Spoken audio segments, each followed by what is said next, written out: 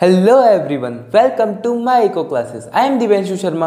आज की वीडियो में अपन कवर कर रहे हैं theories of equitable distribution of tax burden, यानी टैक्स बर्डन जो है उस पर इक्विटेबल डिस्ट्रीब्यूशन अपन सब पे कैसे कर सकते हैं, कैसे नहीं कर सकते हैं, ये सारी चीज़ें अपन पढ़ने वाले हैं। अपन ने इससे पहले वाली वीडियो में कैनन्स ऑफ टैक्सेशन कवर किया था, इफेक्ट्स ऑफ टैक्सेशन कवर किए थे, पब्लिक एक्सपेंडिचर के कैनन्स और पब्लिक एक्सपेंडिचर के इफेक्ट भी अपन ने कवर कर लिए हैं। अगर आपने वो सारी वीडियोस नहीं देखी हो तो आप आई कार्ड पर जाकर चेकआउट कर लेना, आपको वो वीडियोस वहां पे मिल जाएगी। तो स्टार्ट करते हैं आज की वीडियो को।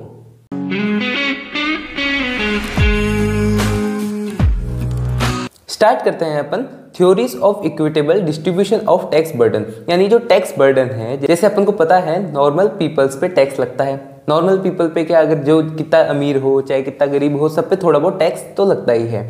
तो अपन क्या करें, यानी गवर्नमेंट ऐसा क्या काम करे जिससे सब पे इक्विटेबल टैक्स लगा सके, तो ये चीज़ अपन देखने वाले हैं। तो इस चीज़ पे अलग अलग थ्योरीज दी गई है। तो थ्योरीज तीन है अपने पास, एक कॉस्ट ऑफ सर्विस प्रिंसिपल, फिर है बेनिफिट प्रिंसिपल और फिर है एबिलिटी टू पे प्रिंसिपल।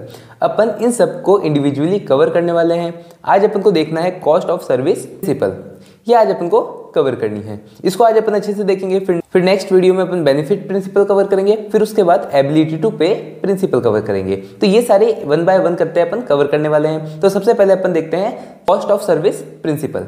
अब देखो, अपन बात करते हैं कॉस्ट ऑफ सर्विस प्रिंसिपल की। तो cost of service principle von Hock ने दिया है।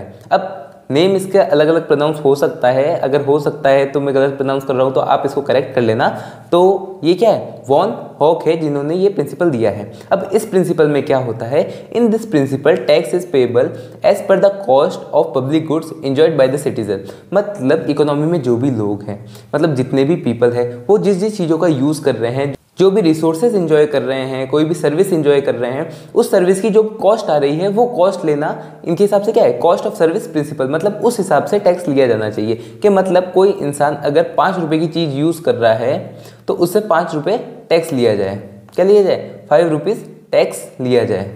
अगर कोई इंसान 50 रुपीज़ की यूज़ कर रहा है तो उससे टैक्स भी कितना लिया जाए, 50 रुपीज़ लिया जाए। ठीक है, तो ये चीज़ अपन इसके अंदर देखते हैं। अब वन हॉक कंसीडर क्या करते हैं, सर्विस जो प्रोवाइड होती है स्टेट के द्वारा वो 3 कैटेगरीज में डिवाइड की गई है।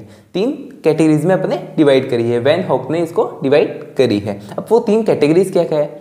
सबसे फर्स्ट की अगर बात करते हैं तो some services of the state which provided uniform benefit to all, जैसे डिफेंस हो गई, लॉ एंड ऑर्डर हो गया, एक्सेट्रा।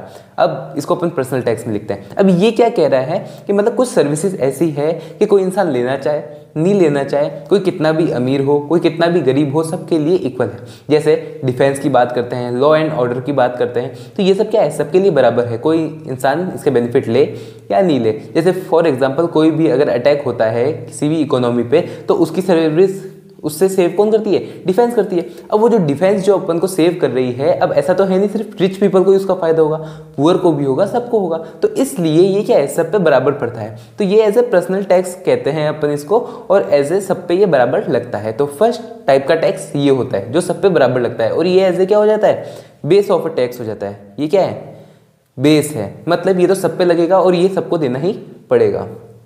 ठीक है, फिर अगर अपन बात करते हैं सेकंड की, तो those who own property and own some kind of industries are get certain additional benefit under the protection of state. अब क्या होता है, प्रोटेक्शन ऑफ स्टेट के अंदर ये चीज़ आ जाती है जब कोई इंडस्ट्री ओन करता है या फिर कोई बड़ी प्रॉपर्टी ओन करता है या फिर कोई भी ऐसा काम करता है जिससे गवर्नमेंट उसको एडिशनल बेनिफिट देती है। जैसे फॉर एग्जांपल अगर कोई भी वर्क कर रहा है, किसी के पास भी इंडस्ट्री है, तो वो अलग अलग चीज़ों की बेनिफिट उठा रहा है। जैसे एनवायरनमेंट को पॉल्यूट भी कर रहा है, कोई और सर्विसेज भी दे रहा है या फिर कोई और सर्विसेज ले भी रहा है। तो ये सारी सर्विसेज लेने के कारण क्या होता है, इन पे एडिशनल टैक्स लगता है। तो मतलब जो कोई प्रॉपर्टी ओन करते हो ज़्यादा, कोई किसी ने क्या खोल रखी है, इंडस्ट्रीज खोल रखी है, उन पे क्या लगता है, एडिशनल टैक्स लगता है। ये क्या हो जाता है, एज ए प्रॉपर्टी टैक्स के अंदर आ जाता है। और कोई अदर टैक्स भी हो सकता है। तो ये क्या है, एक एडिशनल टैक्स है जो बेस के ऊपर और लगता है अगर कोई प्रॉपर्टी या फिर कोई इंडस्ट्री और करता हो तो।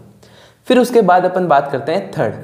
जो थर्ड है वो क्या है, some special services such as education, buildings of highways etcetera. मतलब अगर इसके अंदर अपन बात कर रहे हैं कोई अलग से जो कुछ सर्विसेज है जो सब यूज़ करते हैं बट एज ए इसके अंदर नहीं आती है, वो कैसे होगी, जैसे एजुकेशन, बिल्डिंग ऑफ हाईवेज, ये जो ऐसी चीज़ें हैं इसके अंदर क्या है, जो इस चीज़ को यूज़ करेगा वो इसके पैसे देगा, ये चीज़ें भी इसके अंदर आ जाती है। तो ये 3 टाइप के अंदर, 3 कैटेगरी के अंदर वैन हॉक ने इन चीज़ों को डिवाइड किया है, मतलब टैक्सेस को डिवाइड किया है। तो जो जो इस चीज़ों को यूज़ करेगा वो उसके हिसाब से, इसकी कॉस्ट के हिसाब से पैसा दे देगा।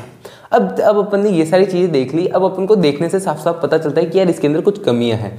कमियां क्या है कि यार ऐसा थोड़ी होता है कि डिफेंस का सबसे लिया जाएगा। चलो मान लो डिफेंस का लिया जा रहा है, बट कोई अगर प्रॉपर्टी ओन कर रहा है तो उस पर ऐसे एडिशनल क्यों लगेगा।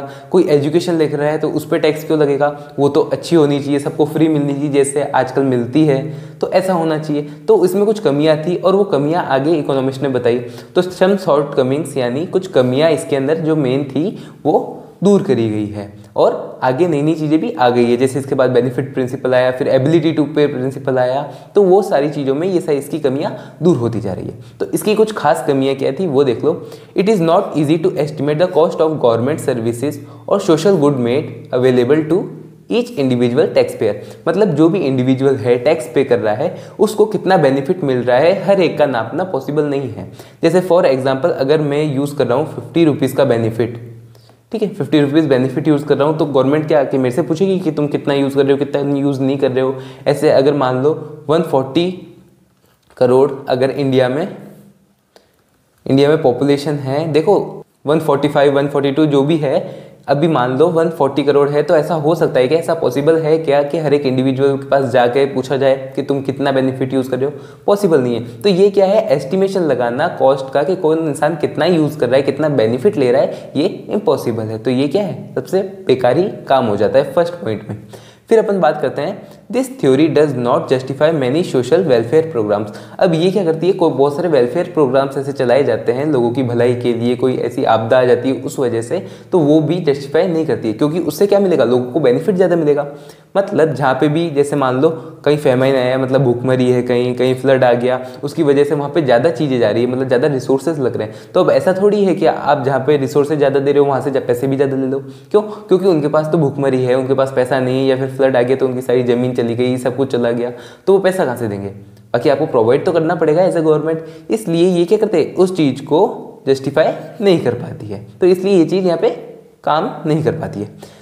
In this, government cannot provide free education and medical care to poor section of community। अब जैसे मान लो बहुत सारे ऐसे गवर्नमेंट हॉस्पिटल्स होते हैं, गवर्नमेंट स्कूल्स होती है जहाँ पे फ्री एजुकेशन मिलती है, जहाँ पे फ्री दवाइयाँ मिलती है, तो ऐसी चीज़ें भी गवर्नमेंट चलाती है। तो अगर इस के हिसाब से अगर अपन फॉलो करने लगेंगे तो फ्री दवाइयाँ भी प्रोवाइड नहीं करवा पाएंगे, फ्री एजुकेशन भी प्रोवाइड नहीं करवा पाएंगे, और इससे क्या होगा, एज ए अपनी इकोनॉमी अच्छे से नहीं चल पाएगी। इसलिए ये क्या है, ये कुछ उसकी कमियां हैं इस थ्योरी की। कौन सी थ्योरी की, कॉस्ट ऑफ सर्विस प्रोवाइडिंग की। ठीक है, तो ये सारी चीज़ें होती है इसके अंदर कमियों में आ जाती है। तो होप आपको ये थ्योरी समझ में आई होगी, अच्छी लगी होगी। अगर आपको ये थ्योरी समझ में आई हो, अच्छी लगी हो, तो वीडियो को लाइक कर देना, चैनल को सब्सक्राइब कर देना। कोई भी डाउट हो, क्वेश्चन हो तो आप कमेंट बॉक्स में इजीली पूछ सकते हैं। अपन मिलेंगे नेक्स्ट वीडियो में। Thanks for watching.